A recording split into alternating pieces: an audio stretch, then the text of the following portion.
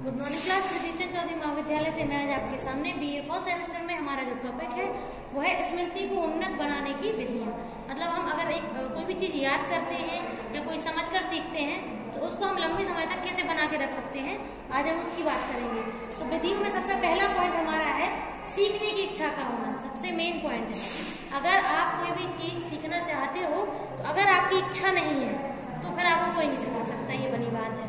ठीक है, तो आपका सबसे पहले इच्छा होनी चाहिए, मोटिवेशन आपके अंदर से होना चाहिए कि आप वो चीज सीखना चाहते हैं। सेकंड पॉइंट है निश्चित लक्ष्य होना।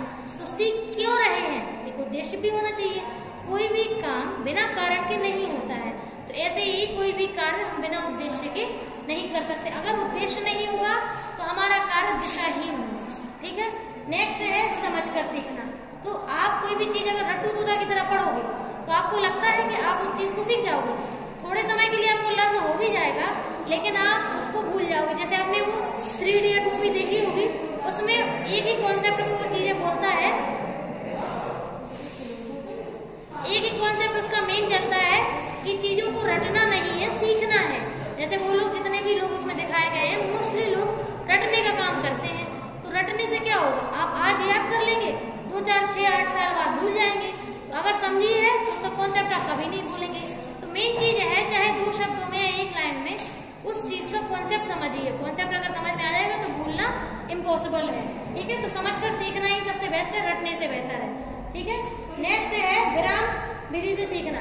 जैसे हम लोग अगर मान लीजिए इंसान है, मशीन तो है नहीं कि आज हम लोग सीख रहे और लगातार सीखते रहेंगे और हम लोग मतलब एकदम कंटिन्यू पढ़ते रहेंगे, ऐसा हो नहीं सकता। आप थोड़ा थोड़ा रेस्ट लेके पढ़िए। थोड़ा अगर आपको एक चीज से बोरिंग लग रहा है, आप उस चीज को छोड़िए, दूसरा लिखिए। तो कोई भी एक काम करते करते बोरिंग लगने लगता है। ठीक है, इसीलिए समय में जो कार्य का जो परिवर्तन है वो देखते रहिए और दूसरा समय के हिसाब से ही परिवर्तन करिए। ठीक है, नेक्स्ट है पूर्ण विधि से पढ़ना। पूर्ण मतलब अगर आपने एक टॉपिक स्टार्ट किया है, उस टॉपिक को जब तक खत्म ना करें तब तक करिए।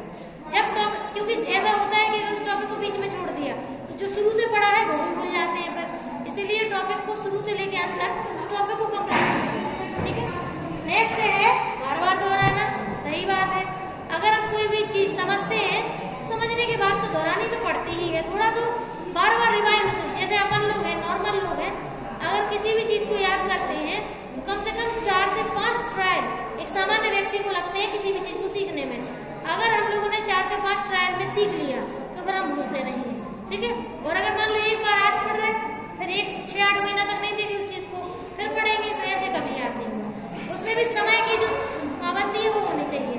ठीक है, जैसे हमारा जो मेथड है, पर्सनल मेथड बता रहे हैं हम आपको पढ़ने का, हमने ऐसे ही पढ़ा है। एक चार्ट पेपर लिया करते थे, साइड में उनको जो टॉपिक है हमारा वो टॉपिक लिखते थे, जैसे यूनिट 1, यूनिट 2, यूनिट 3, और आगे 6 कॉलम खाली बनाते थे, कॉलम बनाते थे और बस खाली छोड़ देते थे। जब हम एक यूनिट पूरी एक बार पढ़ लेते थे तो 1 पे टिक लगाते थे, 2 बार पढ़ लेते थे 2 पे टिक लगा। जब 2 बार पढ़ने के बाद थोड़े से बोर हो रहे दूसरी यूनिट को पढ़ो, अगली बार हम दूसरी यूनिट को पढ़ेंगे।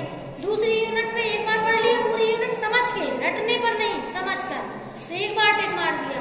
फिर लगा कि हाँ इस पे बोर हो रहा है तो अगली यूनिट पे जाएंगे, अगली यूनिट को पढ़ेंगे तो एक बार। फिर जो यूनिट पढ़ने का मन होता था उसको जितनी बार पढ़ लेते तो उतनी बार टिक मारते थे। ये हमारा नियम था, इससे हमारा नेट एक बार में क्लियर हो। ठीक है, तो ये सही विधि है। उसमें मतलब कोई भी चीज कम से कम 6 बार से 7 बार ट्रायल कर लेते हैं तो वो चीज जल्दी नहीं भूलते।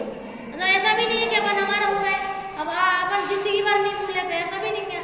एक समय तक के बाद तो हर चीज भूल जाते हैं, लेकिन अगर वही चीज आप बार बार रिदम में बना के रखोगे, जैसे 6 महीने में एक बार कोई भी चीज 6 बार कर ली, फिर ऐसे ही अपन बार बार कर रहे हैं, तो वो चीज अगर अपन 6-8 साल तक पढ़ लें अच्छे से तो फिर कभी नहीं होगा। ठीक है, नेक्स्ट है साहचर्य से सीखना।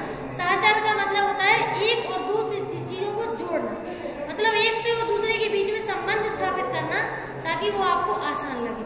जैसे सिगमंड फ्रॉइड है, सिगमंड फ्रॉइड ने कौन सी विधि है, मनोविश्लेषणात्मक। तो सिगमंड फ्रॉइड के बारे में अगर अपन लोग पढ़ते हैं और उनकी विधि को पढ़ लेते हैं, एक तरीके से अपन का एक स्ट्रॉन्ग बॉन्ड हो जाता है, जिससे ना तो विधि भूलते हैं ना सिगमंड फ्रॉइड। ठीक है, नेक्स्ट है लय के साथ सीखना। जैसे अपन लोग बच्चों को कविताएं सिखाते हैं तो अपन लोग रिदम के साथ सिखाते हैं, तो कविताएं लय में होनी चाहिए। अब उसको अगर लय में नहीं सिखाएंगे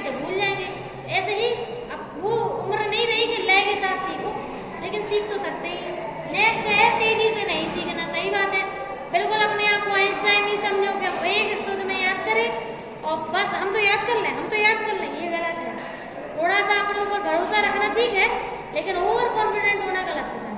ठीक है, नेक्स्ट है प्रतिमा का उपयोग, इमेजेस। जैसे हम आपको कोई भी चीज पढ़ाते हैं तो मोस्टली इमेजेस के साथ ये कहेंगे सिगमंड फ्रॉइड, है ना। तो सिगमंड फ्रॉइड की अगर फेस देख ली, उनकी स्टोरी समझ ली, तो आप उनकी कहानी को भूल नहीं सकते। ठीक है, नेक्स्ट है पृष्ठोन्मुख अवरोध से बचना। पृष्ठोन्मुख का मतलब होता है जो पुरानी चीजें पढ़ी हैं और जब नई चीजें उसी से जुड़ी पढ़ेंगे तो पुरानी चीजों का इंटरफेयर नई चीज पे नहीं होना चाहिए। अगर पुरानी चीज इंटरफेयर करेगी तो फिर दिक्कत होगी। ठीक है, ओके, धन्यवाद।